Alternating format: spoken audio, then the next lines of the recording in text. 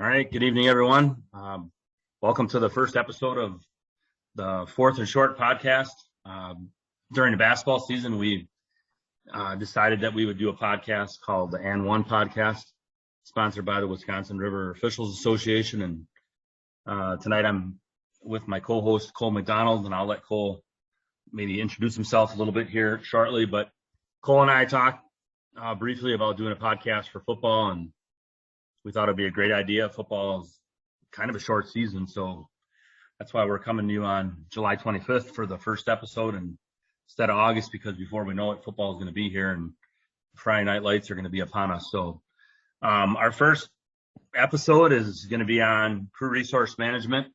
We're going to be specifically talking about 5-person crews. We know we probably will have other states that use 6 and 7-person crews, and some might even use 8 if they're really lucky.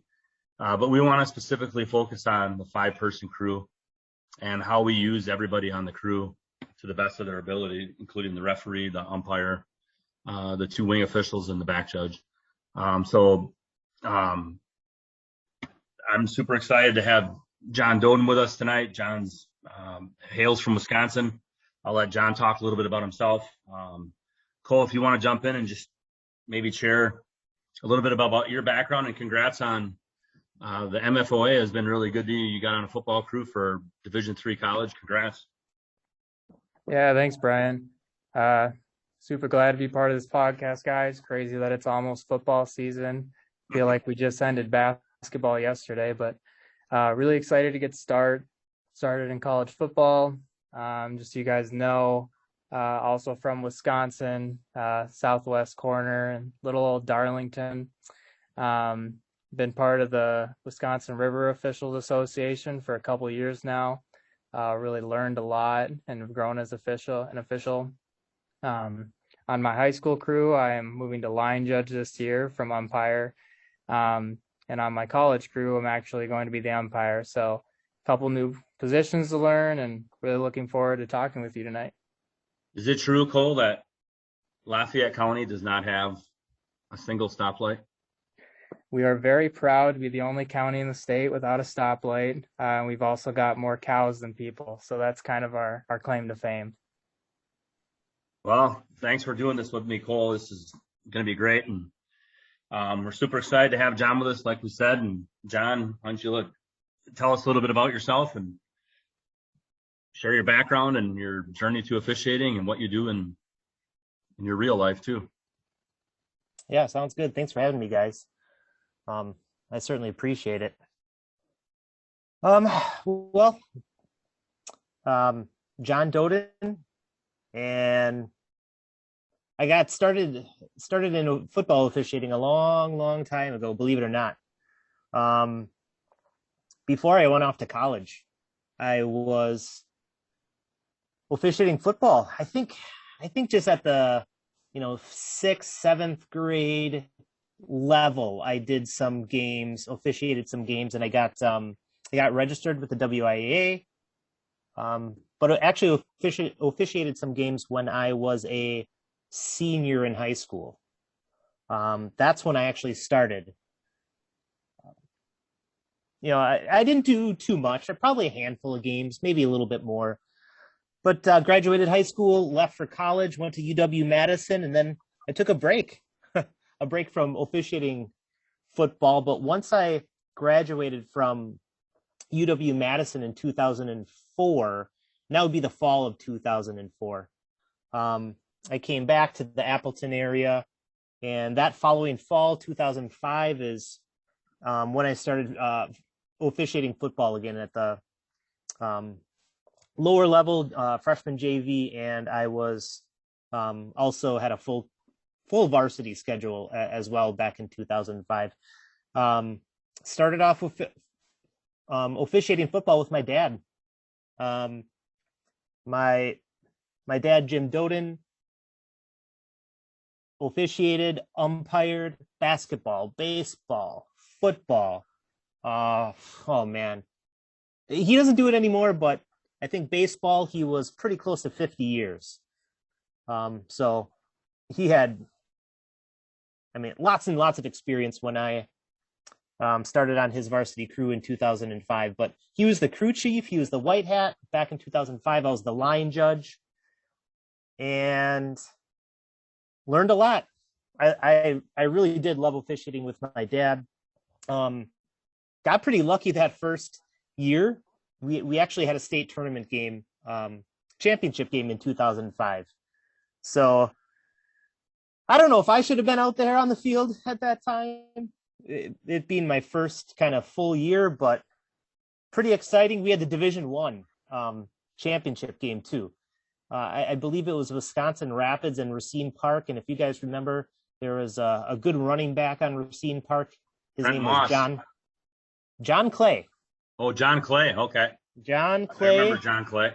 Went to UW-Madison. He had probably 3 or 4 60, 70-yard touchdown runs in the championship game. So, but anyway, heck of a first season working the Division I state championship game, and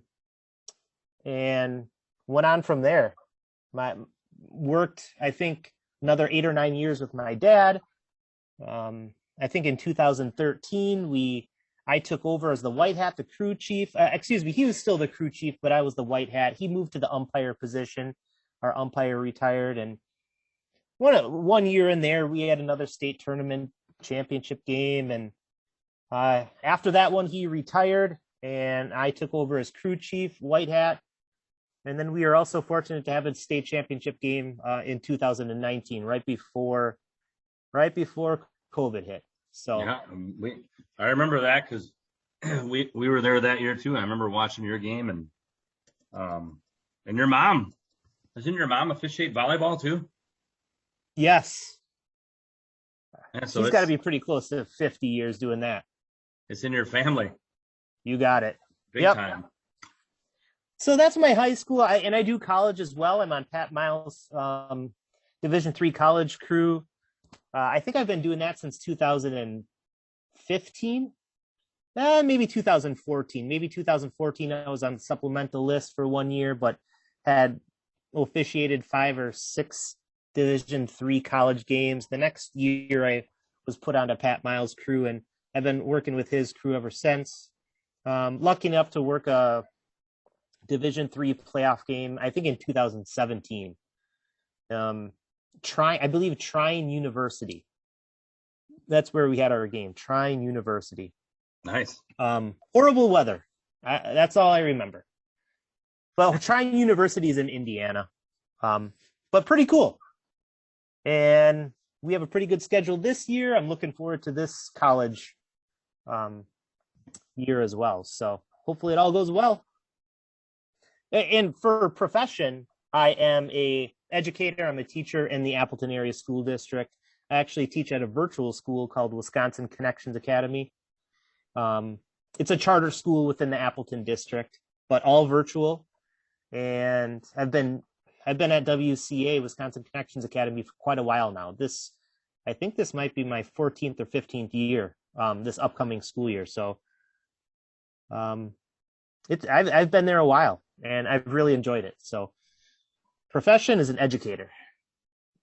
Awesome. Well, that's awesome, John. Thanks for taking us through that. We always love to hear about those officiating families. I hope you have a kid or two that you're currently training up right now to take your spot eventually. I actually tried to get my wife out on the football field. I think it was just last year. She did not go for it. It was for like that 5th, 6th, 7th grade, Pee Wee League on Saturdays. I always try to work some of those before the college season starts, those last couple Saturdays in August. And we were looking for officials, and I'm like, why don't you just come out there? Couldn't get her to come out. That's okay though. You gave it a try. I did. She thought about it for maybe 5 or 10 seconds. So give her a little bit of credit there. All right. Well, kind of jumping into our topic tonight about, utilizing your crew as best you can and building crew dynamics.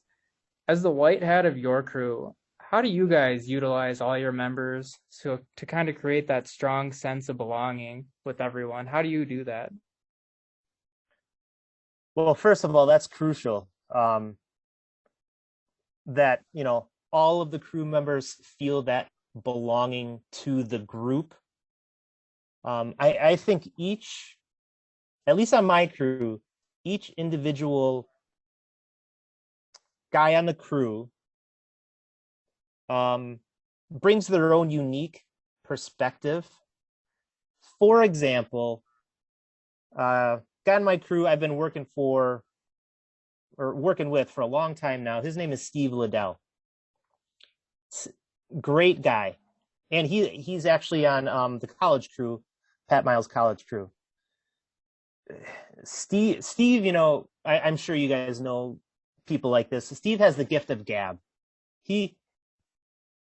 He has so many stories to share and just so many life experiences to share. He's a sideline official, and his best quality, as an official, is communication with those coaches. He is absolutely outstanding. I don't know how he does it, because when I started off, back in 2005 with my dad, I was a line judge. That just wasn't a strong suit of mine, talking with those coaches. And, when guys are first starting off, they're probably not very good at that. But Steve's outstanding, absolutely outstanding. So that's kind of his niche. That's Steve's niche. He contributes to the crew by being a really good communicator, not just with the guys on the crew, the other 4 guys, but also those coaches, specifically on his sideline during the game, but also when we meet with both of the coaches before the game. So I think it's really important too to have, a rules guy, someone that, and this, one thing about last football season, my high school crew, all 5 guys on my high school crew also did college. And obviously college and high school rules are not the same. So I've heard this many times, people saying it's really nice to have, it's nice to have some college guys on your high school crew, but it's also really nice to have a guy on your high school crew that doesn't work college, that can just focus on those high school rules. So this year, I have a couple of guys that actually are not working college, that I think are really going to hone in on those high school rules.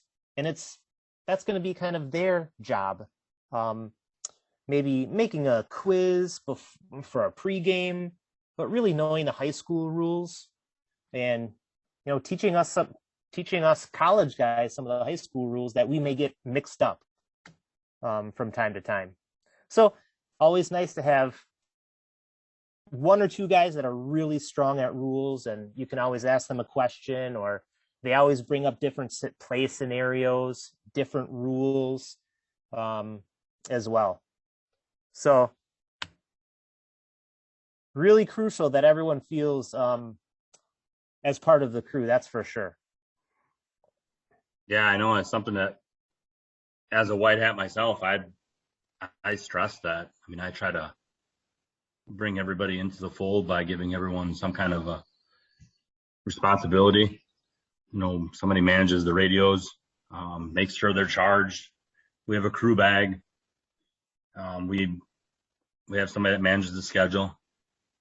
Somebody that sends an email every Wednesday to the ADs, letting them know what time we're going to be there, where should we park, who should we contact, cell numbers, weather.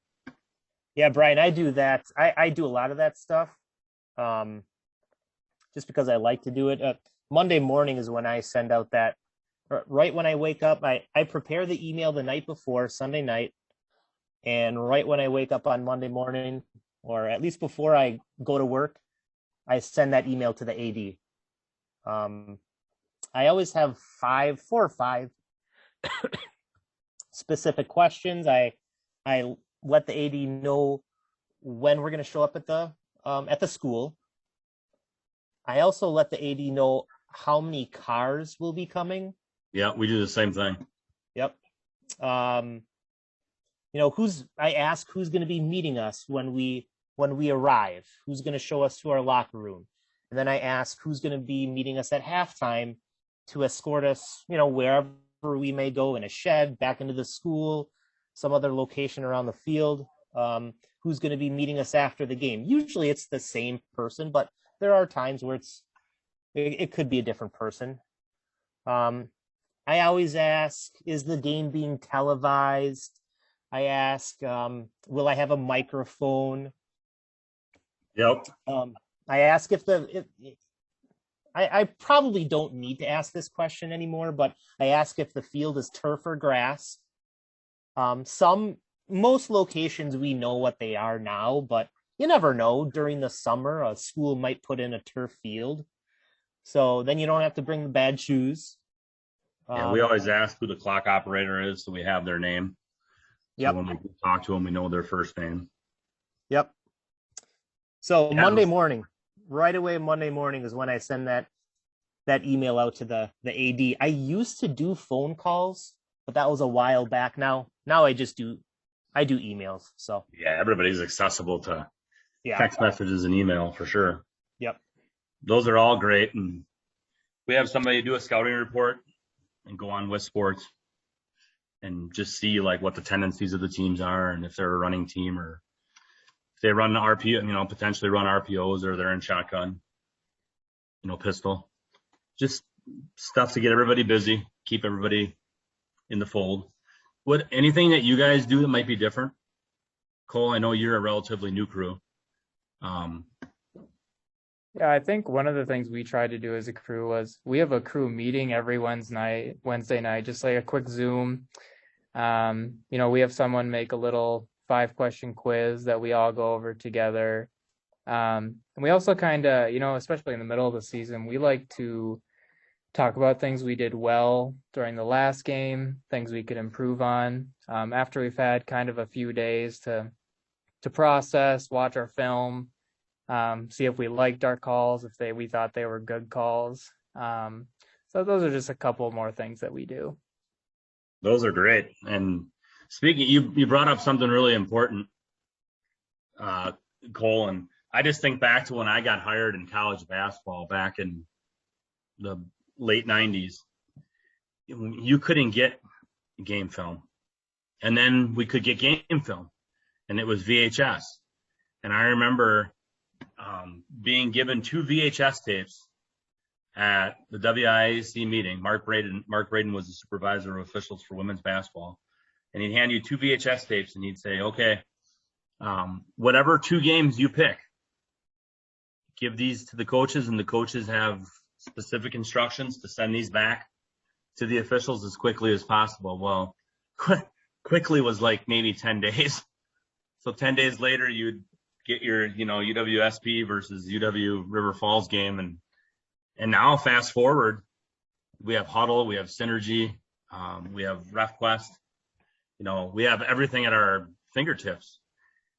John, is there anything that you guys do to make sure you get film from coaches? And when you do get it, what do you do with it, and how do you make it accessible to your crew members? It's kind of a 3-part question. Yeah, absolutely. We've been very successful getting film. Now I feel like the last couple of years we've gotten film from school websites that broadcast it, and Live streams. Yeah, live streams. Thank you. Yes, live streams. So you can actually watch a live stream before you can get Huddle film. So we were just talking about that the other day, how COVID, that was one of the positives of COVID, is all the live streams. Yeah, yes, absolutely. Yep. But the only thing with live streams that's kind of a stinky is sometimes you got to listen to the announcers talk about stuff that they don't know what they're talking about. And Yeah. That gets a little. You just turn the volume down. Yeah, and you kind of have to.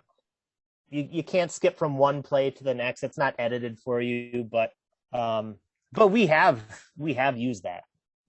Yeah. So um Do you guys make clips of any plays when you have time to do that, or share any plays with your crew? Or here's what my process is. So when on Friday nights, when we meet with the coaches before the game, you're out there on the field 30 minutes prior, meet with each head coach. When I hand them the ref ranking sheet, and I use the ref ranking sheet that you can print off directly from the WIA website. It prints off on a regular sheet of paper, but that's what I use. And I know some guys probably use a smaller version and give it to the head coaches, but I just print that ref ranking sheet right from the WIA. And on that sheet, I write the coaches the same exact little message, asking them to please upload their film to the FCOA huddle account, the Fox Cities Officials Association huddle account. And I just say the officials would like to review the film. We are always trying to get better as officials. So, please do that. And I put a little star by it, write the same exact message on both ref ranking sheets that I give both head coaches. And that kind of gets the ball rolling, right? And I also mention it during the meetings with the head coaches. I just tell both head coaches, hey, wrote a little note on there for you about the film. If you could share it with our association huddle account, that would be great. We just want to get better as officials. Yeah, there's not. We might be. I think your association and our association might be the kind of the two associations that are using Huddle, because that's how we got wind to Huddle, was through Bob Fletcher. Okay. Yep. We talked with Bob, and I'm assuming that your association is Bob Fletcher is kind of your Huddle guy. Yeah. He's our Huddle account manager, and he's the one that notices when the schools upload the film to our association huddle account. And then Fletch will then share it with the guys on the crew. So it works out pretty slick. And, shout out to Bob Fletcher. He does a really nice job with that. He shares it with the crew members, pretty quickly after the schools upload it to the FCOA huddle account. So, but if we don't, if I don't see that film being shared by Bob Fletcher by Monday morning, I will follow up with. I usually follow up with both head coaches. I'll go to the WIA website, look up the head coach's email addresses, usually a school email address, and I will follow up with them, asking them to basically the same little message I put on the ref ranking sheet. If you could get the film to the our association huddle account, that would be great. We're just trying to get better as officials. So once I do that, almost immediately I'll get some kind of responses, and we'll have film very shortly after that. Yeah, we do a similar. We have a similar protocol for our association. We have a huddle manager. His name's Cade Murray. That's the white hat on Cole's crew. And Cade's uses Huddle for AAU basketball because he coaches AAU basketball. So he's just a guru with like navigating. It's like you're visiting the Wizard of Oz. All the bells and whistles. He's really good at it, and it's really nice to have. And we can make clips in there. All of our members can go into Huddle and see plays, even if they didn't upload the game film. They can still go in and reap the benefits of seeing all the clips that are made. So, yeah. And Brian, you mentioned clips, and I know there's a lot of different things you can do in Huddle and edit clips, and it's really difficult for guys that are working in Cole. You'll realize that this year. Oh, yeah, because you're doing double duty. You're doing double duty, and to be honest, the high school varsity does take a back seat to the college. It does. I'm not gonna lie. So it's a lot of film review when you're doing both high school varsity and college. That's why you have a Bob Fletcher. And that's another reason why I'm excited this year to have a couple guys on my varsity crew that will not be doing college, that I think will step up to the plate and maybe take the lead on our high school varsity film. And real, find clips and maybe start a Google Doc and, go through the film. Really, whoever has the first chance of enough time to start going through the film. And, I know a lot of crews start a Google Doc and just go play by play. Take notes on, play number 1, play number 5. I always like to, try to find our fouls first. Are they legit? Are they there? Are they not there? And if they're not there, I do like to tell my guys, hey, I'm just honest with them. I don't think that DPI was there. You got to be able to put it in the DPI category, and I can't put it in a DPI category. So I like to look at kick plays too. Kick plays all day long. Those are really important to look at. Scrimmage kick plays, free kick plays. That's a top topic number 1 in our football clinic that I just talked about earlier. We're doing a virtual clinic, and the kicking game is the first topic out of the gate because it's the place where the ball changes hands, and that's when bad things happen to 5-person crews. Absolutely. Yeah. So usually I go with fouls on film. I find out all of our fouls first, and then I go right into kick plays too. That's awesome. I think one of the things you brought up, John, that's so important is being able to be honest with your crewmates. I know on our crew we have, hey, this honesty policy where if I messed up, you need to be able to tell me that I messed up, because not only can I grow from, messing that up, but also hopefully your crewmates can also learn and not make the same mistakes. And to follow up with that, Cole, if you're receiving the criticism, don't be the yeah but guy. You can't be that guy on the crew, because it's just, guys don't like that. It hurts the crew because there's no honesty. The film don't lie. You got that right. Yep. Film don't lie, especially don't be that guy. Don't be the but guy. I don't know how many times I've heard that from other officials. So I'm just passing that knowledge on to everyone else listening. I talk about that all the time at my officiating camps. Don't be the butter in the room. It's in the norms. Yep. So absolutely. It's great stuff. And the only way we get better is to give ourselves up to plays that we made mistakes on, and when we see it on film, we learn from it, and then you grow. And I already mentioned this, Brian, but with film, you gotta, if you're a good crew, your crew chief or someone else, maybe the crew chief's assigned the person, but if you're not getting film from the schools, you have to follow up with those coaches. You have to. Yeah. Unless you possibly could watch a live stream, but you got to follow up with those coaches. I'm telling you, those coaches, it means a lot to those coaches. Every time. So yeah, every time we get film, the coaches will, if we have to ask for it, which is very rare, usually it just gets sent. And what's also very rare? The coaches won't, then email you and say, hey, John, take a look at this play and take a look at this play.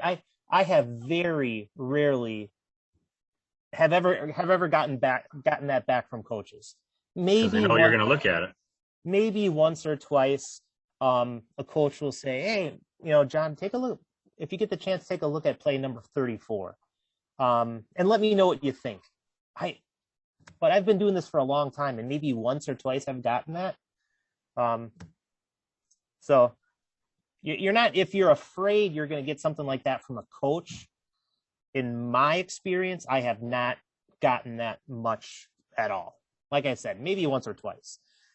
And the dialogue has always been very positive from those once or twice. So between those, it's always good to develop those relationships. Then you can be more candid with coaches and be honest with each other.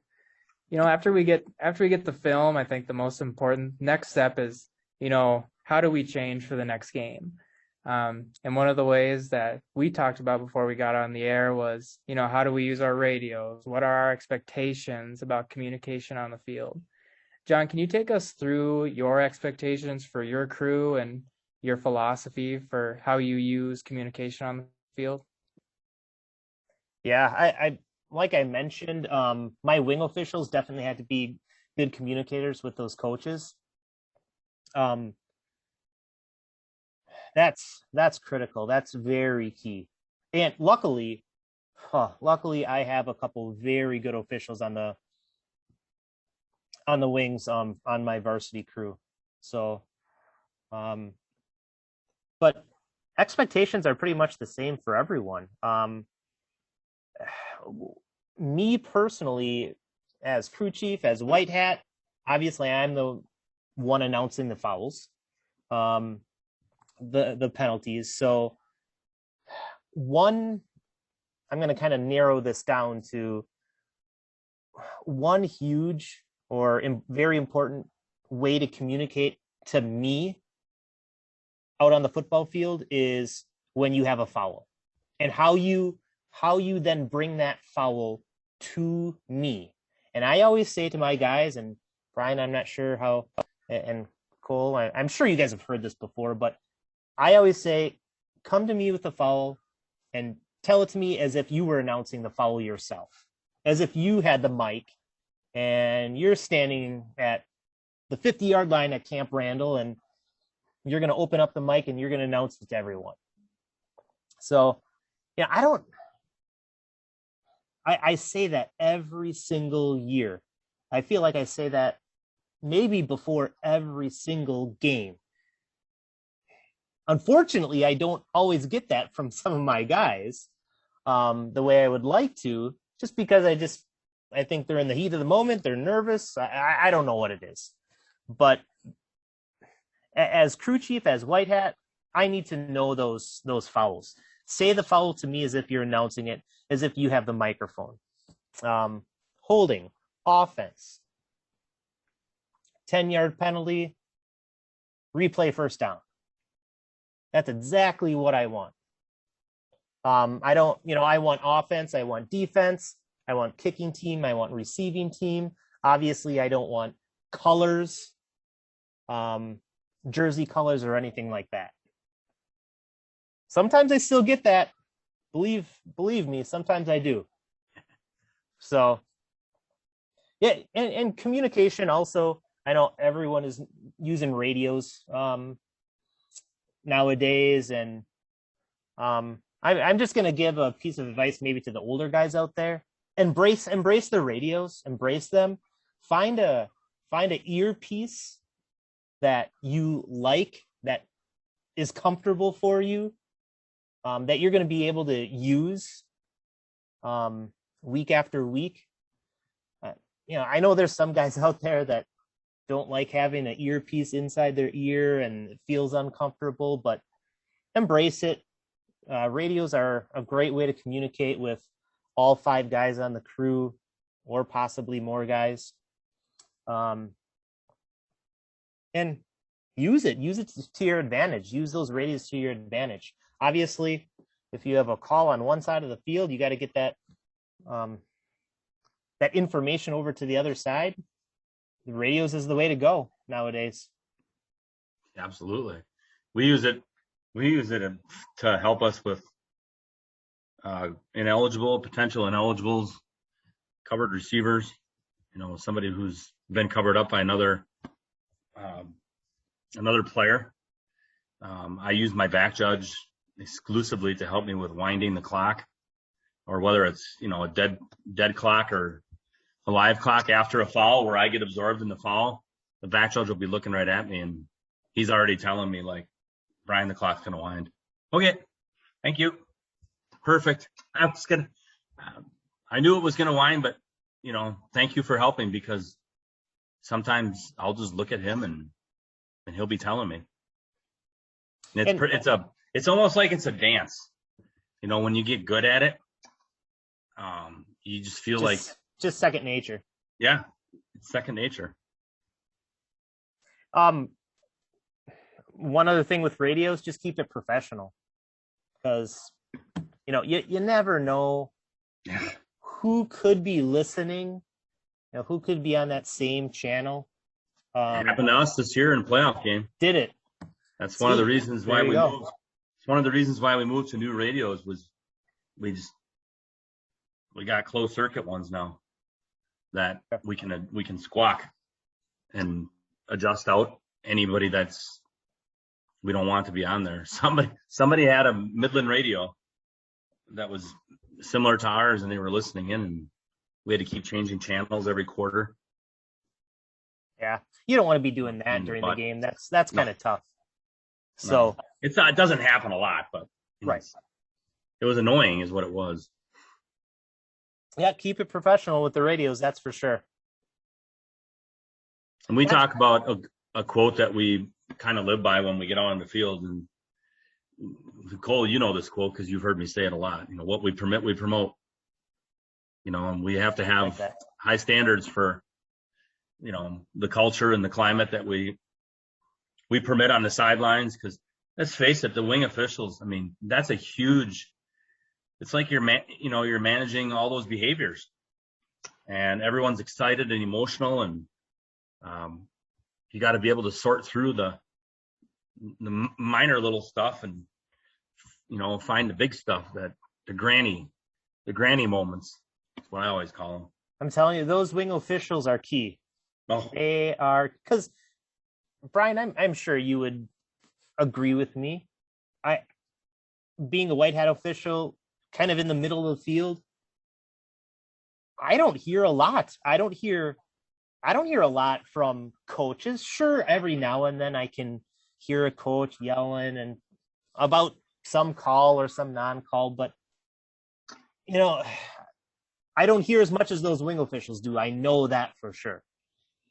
So and that's why, Cole, you'll be so good on the sideline, because you have that bedside manner, because you're going to be a doctor, so you'll be able to handle all that stress, because you're just a calm guy. You're getting into my other life here, Brian. Just so all you listeners know, I'm in medical school, going to be a physician one day, but I definitely say that my medical career has definitely helped my officiating career, just because I know I don't always have to win. I don't have to win every little argument that's going on, either on the basketball court or the sideline in football. Sometimes coaches just want to be heard. They just want to know that, you're trying to see what they're seeing. And if you don't, that's okay. But they just want to know that you're looking out for their interests and, calling a fair game.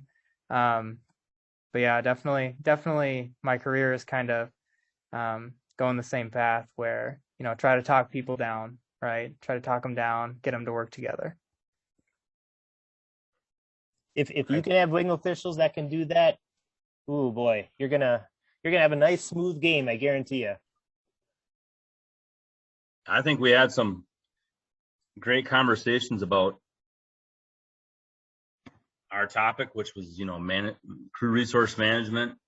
I know when I was in the military, I flew on airplanes, and we talked about crew resource management all the time, because you have the pilots and the navigator were in the front of the plane. I was a load master on C-130s, and I was in the back of the plane. And whenever I flew on the airplane and felt the most comfortable, it was when I was with pilots, and they were officers. They could have easily just set me aside, right? Just like we could easily just set aside the back judge, just manage that, that play clock, just, call a couple DPIs and OPIs and make sure that you understand muffs and the kicking game, and that's not how we want to treat people on our crew. Everyone's important.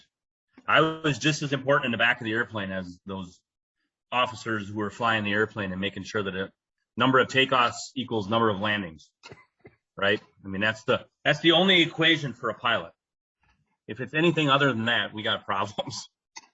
So, I mean, football crews you're only as good as your weakest link, and to strengthen everybody, you have to have good crew resource management. And we appreciate John's philosophy and some of his good perspectives. And John, I did not know that you were an educator, so we share a common thread. I've been an educator for 25 plus years now, and appreciate what you do in the virtual world. That's becoming more common now. A lot of schools are getting charters, and it is. Yep.